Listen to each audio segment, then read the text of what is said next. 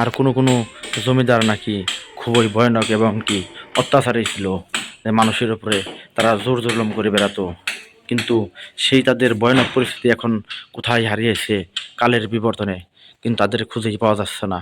কোথায় আছে এই অত্যাচারী জমিদাররা? তাহলে বন্ধুরা, এখন আমরা ছুটে চলছি সেই জমিদার বাড়ির দিকে। দেখা যাক কতটুকু সময় আর লাগে। সুন্দর এক গ্রামীণ দৃশ্য দেখতে দেখতে সেই জমিদার বাড়ির কাছে কিন্তু আমরা ছুটে চলছি।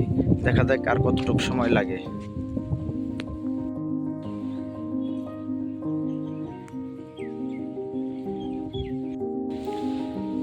ভিডিওর শুরুতেই আপনাদের কাছে একটা রিকোয়েস্ট, যে দয়া করে আমার চ্যানেলটি সাবস্ক্রাইব করে দিবেন। আমি একজন নতুন ইউটিউবার। এখানে যে আপনারা দেখতে পাচ্ছেন একটা প্রাচীর কবরস্থানের মতো, এখানে কিন্তু ওই জমিদার বংশীয় কোনো লোকের কবর এখানে রয়েছে। তো এখন ভিডিওতে দেখাবো এই কবরগুলো, দেখতেই থাকুন।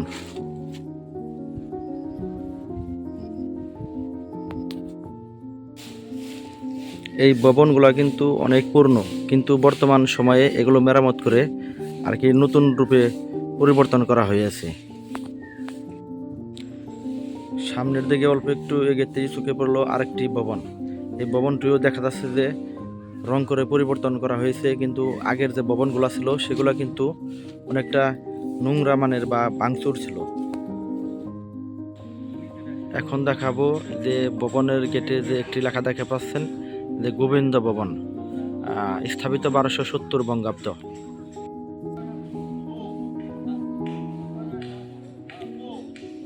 পুরো ভবনটি আমি ঘুরে ঘুরে ভিডিও করে দেখাচ্ছি। এটা কিন্তু প্রায় 100 বছর আগেকার জমিদার বাড়ি। এই জমিদারের ইতিহাস শুনবো কোনো এক লোকের কাছ থেকে। আমরা খুঁজতেছি যে কোনো এক লোককে আমরা পাই কিনা, তার কাছ থেকেই এই জমিদারের ইতিহাসটা শুনে নেব, যে বাংলার জমিনে কিভাবে সে জমিদার হয়েছিল আর তার কিভাবে বা পতন হয়েছে এই জমিদারের, তারা এখন কোথায় আছে সেটা আর কি ওই সাক্ষাৎকারের মাধ্যমে জানবো। তাহলে সঙ্গেই থাকুন। এখানে দেখতে পাচ্ছি যে ছোট্ট একটা পূজা করার জন্য যে মন্দিরের মতো, এখানে হয়তো বা জমিদার বংশীয় কারো কোনো লোক পূজা করতো এখানে। আমরা এখন খুঁজে বের করব এই পুরাতন জমিদার বাড়িতে কোনো লোক বসবাস করে কিনা, সেটা আর কি খুঁজে বের করবো, এমনকি তাদের কাছ থেকে জেনে নেব এই জমিদারের ইতিহাস। কালের বিবর্তনে কিভাবে এই জমিদারিত্ব হারিয়ে গেল সেটা শুনবো কোনো এক লোকের মাধ্যমে। আর ভিডিওগুলো দেখতে থাকুন। আর ভবনগুলো দেখুন কত বছরের হয়তোবা পুরনো, আর এই ইটি বা কোথায় থেকে পেল, আর কিভাবে এর নকশা বা ডিজাইন করা হয়েছিল। চলুন বন্ধুরা, আমরা একটু গেট দিয়ে ভিতরে প্রবেশ করি। দেখা যাক গেটের ভিতরে কি কি আছে, কোনো লোক খুঁজে পায় কিনা। কিন্তু ভয়ঙ্কর এক পরিবেশ, যে এখানে মনে হয় কোনো জিন ভূতের আড্ডা বা এমনকি কোনো সাপও থাকতে পারে, এমন একটা পরিবেশ দেখতে পাচ্ছি এখানে। যে সামনে যাওয়া যাক, দেখি কি দেখা যায়। দেখতে পাচ্ছেন এখানে অনেক গাছপালা, এমনকি পুরাতন টয়লেটের মতো কিছু বোঝা যাচ্ছে। একটু জুম করে দেখাচ্ছি আমি।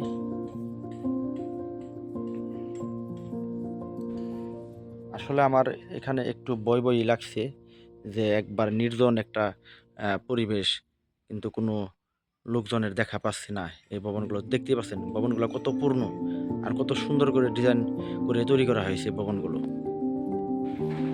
চলতে চলতে একটা লোকের দেখা পেলাম, যে সে কোনো কাজ করতেছে। আর এখানে যে পরিবেশ দেখে বোঝা যাচ্ছে হয়তোবা এখানে কেউ বসবাস করে হয়তোবা। দেখা যাক কোনো লোককে খুঁজে পাচ্ছি কিনা। সামনে দেখতে পাচ্ছি অনেকগুলো লোক কাজ করতেছে, গেটের ভিতর থেকে আর কি দেখা যাচ্ছে। দেখে মনে হচ্ছে একদম ভুতুড়ে পরিবেশ, গা থমথম করার মতো পরিবেশ, নির্জন এক পরিবেশ। এই পরিবেশে যে কোনো লোক আসতেই যেন ভয় পেয়ে যাবে, কিন্তু কিভাবে এখানে আসতে হবে। পারলে কোনো এক লোক সাথে করে নিয়ে আসবেন, একা একা না আসাটাই কিন্তু এখানে ভালো। এই ভুতুড়ে পরিবেশে আমরা কোনো এক লোককে খুঁজে বেড়াচ্ছি, যে আমরা তার সঙ্গে একটু কথা বলার জন্য, এই জমিদারের ইতিহাস এই ভিডিওতে তুলে ধরার জন্য। ভবনগুলা কিন্তু দেখতে অনেক সুন্দর, এমনকি বিশাল এক ভবন দেখতে পাচ্ছেন। এখানেও কিন্তু এই যে একটা ভবন আছে, আর আশেপাশে কিন্তু আরো ভবন আছে। গেট দিয়ে প্রবেশ করতে কিন্তু একটু আমার ভয় ভয় লাগছে, কেমন যেন এক ভুতুড়ে পরিবেশ, গা থমথম করার মতো পরিবেশ। এটা আসলে কি ছিল আমি আসলে বলতে পারছি না, দেখে মনে হচ্ছে যে পানি রাখার মতো একটা পাত্র আর কি। আর এই যে দেওয়ালগুলো দেখতে পাচ্ছেন, এগুলো কিন্তু ভেঙে চুরমার হয়ে গেছে, অনেক বছরের পুরনো আর কি এই দেওয়ালগুলো। আর এখানে দেখতে পাচ্ছেন নির্জন এক পরিবেশ, দেখে মনে হচ্ছে যে এক অতীত। ভবনগুলো দেখে মনে হচ্ছে কমপক্ষে এগুলা 100 বছরের পুরনো এক ইতিহাস। আর ইটগুলো কিন্তু এখনো অক্ষত অবস্থায় রয়ে গেছে। বর্তমানে যে ইটগুলা তৈরি হয় সেগুলোর সাথে কিন্তু মনে হচ্ছে যে এগুলা অনেক ভালো মানের ইট। এই যে দেখতেই পাচ্ছেন দর্শক শ্রোতা বন্ধুরা, এখানে এসে আমি জানতে পারলাম 2-1টা পরিবার নাকি এই জমিদার বাড়িতে থাকে, কিন্তু কিভাবে তারা এখানে বসবাস করে এত নির্জন এক পরিবেশে, ভয়ানক এক পরিবেশে, গা থমথম করার মতো এক পরিবেশ, যা না দেখলে বিশ্বাসই করতে পারবেন না যে কি ভয়ানক এক পরিবেশ। চলতে চলতে একটু সামনে যাচ্ছি, দেখতে পাচ্ছি কয়েকজন যুবক ওখানে বসে আছে, আবার পাশে একটু দেখা যায় একটা পুকুরের মতো। তাহলে চলুন পুকুর পাড়ে যাই, দেখি কি আছে এই পুকুরের মধ্যে। পুকুর পাড়টি দেখে মনে হচ্ছে যে এখানে হয়তো বা নতুন করে কেউ একজন মাছ চাষ করে। সুন্দর এক পরিবেশের মতো লাগছে এই পুকুরটাকে। এখানে আসলে কিন্তু অনেকটা সাবধানে পা ফেলতে হবে, কারণ থাকতে পারে কোনো ভয়ানক এক সাপ, যা আপনাকে সুবল মারতে পারে। তাই সাবধানে আল্লাহর উপরে ভরসা করে এখানে কিন্তু আসতে হবে। দেখতেই পাচ্ছেন জঙ্গল আর জঙ্গল, মনে হচ্ছে যেন এক ভূত জিনের আড্ডা।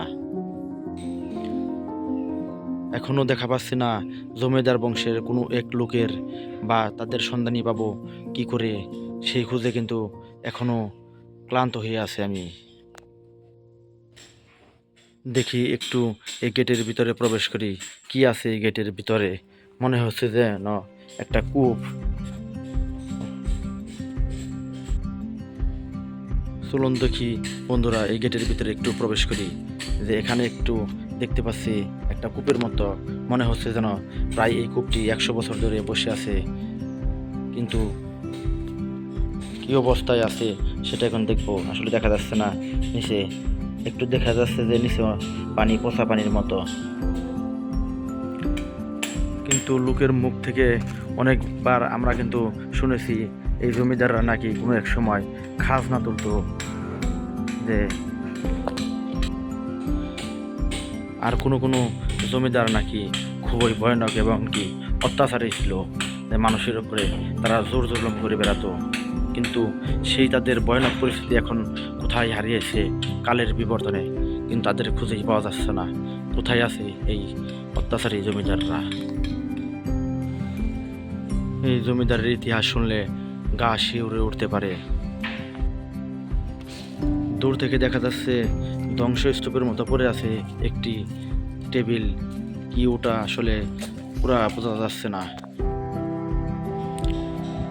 আমি কিন্তু কয়েকজন লোককে পেয়েছি, কিন্তু কয়েকজন লোককে সাক্ষাৎকারের জন্য ডাকলাম, কিন্তু তারা এই জমিদারের ব্যাপারে কোনো কিছু বলতে রাজি হলো না। কি বা তার কারণ আছে আসলে এই জমিদার এর সম্বন্ধে। এখানে বন্ধুরা এত বড় বড় ভবন যে এখনো অক্ষত অবস্থায় দাঁড়িয়ে আছে, যে আমার দেখে মনে হচ্ছে এগুলো যদিও আরো 200 বছর থাকে, আমার মনে হয় ভেঙে যাবে না। কিন্তু আমরা দেখতে পাচ্ছি যে কয়েকজন লোক কিন্তু এখানে বসবাসও করে। এমন ডিজাইনে তৈরি করা হয়েছে যে তখনকার আমলে ইটি বা কোথায় পেত, বা এত সুন্দর কারুশিল্পের মিস্ত্রি বা কোথায় পাওয়া যেত। একমাত্র ওই জমিদাররাই ভালো জানে। এ যেন এক জমিদারের হারিয়ে যাওয়া নিদর্শন। ভবনের সামনে দেখতে পাচ্ছি যে সুন্দর করে ফুল গাছ লাগিয়ে রাখা হয়েছে, আর একটু সামনেই দেখতে পাচ্ছি যে একটা দুর্গা মন্দির। এখানে হয়তোবা ওই জমিদার বংশের কোনো এক লোক বা কেউ পূজা করতো এখানে। আর পাশেই ঝোপঝাড় এক জঙ্গল। কোনো ব্যক্তি কিন্তু রাজি হলো না এই জমিদার সম্বন্ধে সাক্ষাৎকার দেওয়ার জন্য। কিন্তু আসলে কেন? আমার মনে হচ্ছে এই জমিদার অনেকটা ভয়ানক ছিল, যা মানুষকে শাস্তি দিত। লোকের মুখ থেকে কিন্তু শুনেছি আমি যে এখানে নাকি কোনো মুসলিম জাতি জুতা পায়ে আসতে পারতো না, এমনকি কোনো লোক ছাতা মাথায় দিয়ে আসতে পারতো না এই জমিদারের অত্যাচারে। কেনই বা এত অত্যাচার করতো নিরীহ মানুষের উপরে এই জমিদার? কিন্তু কালের বিবর্তনে হারিয়ে গেছে তার অত্যাচারের দায়িত্ব। কিন্তু সে এখন আছে কোথায় কেউ জানে না। মৃত না জীবিত নাকি পলাতক কেউ জানে না। তাই বন্ধুরা, একটা জিনিস সবসময় স্মরণ রাখবেন, কোনো মানুষের উপরে জুলুম করা কিন্তু ভালো না। এই নির্জন এক পরিবেশে সাপ আর ভূতেরা যেন আড্ডায় মেতেছে। কিন্তু এখানে আসতে হলে কিন্তু অনেকটা সাবধানতা অবলম্বন করে আসতে হবে, কারণ যে কোনো মুহূর্তে সাপেরা ছুবল মারতে পারে। দুপুর চারদিকে শুধু ঝোপঝাড় আর জঙ্গল। কিন্তু মাঝে মাঝে দেখতে পাই কিছু সময় কিছু কিছু লোকের আনাগোনা, কিন্তু চারপাশে শুধু জঙ্গল আর জঙ্গল। এই পরিবেশে থাকাটা যেন মানুষের জন্য এক কষ্টদায়ক বস্তু। দেখতেই পাচ্ছেন বন্ধুরা, শুধু ঝোপঝাড়, কিছু কিছু গাছপালায় জড়িয়ে রেখেছে এই জমিদার বংশের জমিগুলো। সামনে কিন্তু দেখতে পাচ্ছি একটা কবরস্থানের মতো, আর এখানে মনে হচ্ছে যে জমিদার বংশের কোনো লোকের কবর এখানে দেওয়া হচ্ছে। আর কবরের উপরেই কিন্তু বিভিন্ন ফুল গাছ লাগানো হয়েছে। গেটের ভিতর দিয়েই প্রবেশ করার সময় দেখা যাচ্ছে যে এই ভবনটি, কিন্তু এই ভবনটি দেখে মনে হচ্ছে যে এটি কোনো পুরাতন ভবন নয়। এই ভবনটি বর্তমান সময়ে নতুন করে তৈরি করা হয়েছে। কিন্তু এই পুরাতন ভবনটিকে কিভাবে এত সুন্দর করে কারুশিল্প দিয়ে কাজ করা হয়েছে। ঝোপঝাড়ের মধ্যেই হাঁটতে হাঁটতে দেখতে পেলাম কয়েকটা পেঁপে গাছ। গাছে কিন্তু অনেক ভালোই পেঁপে ধরেছে।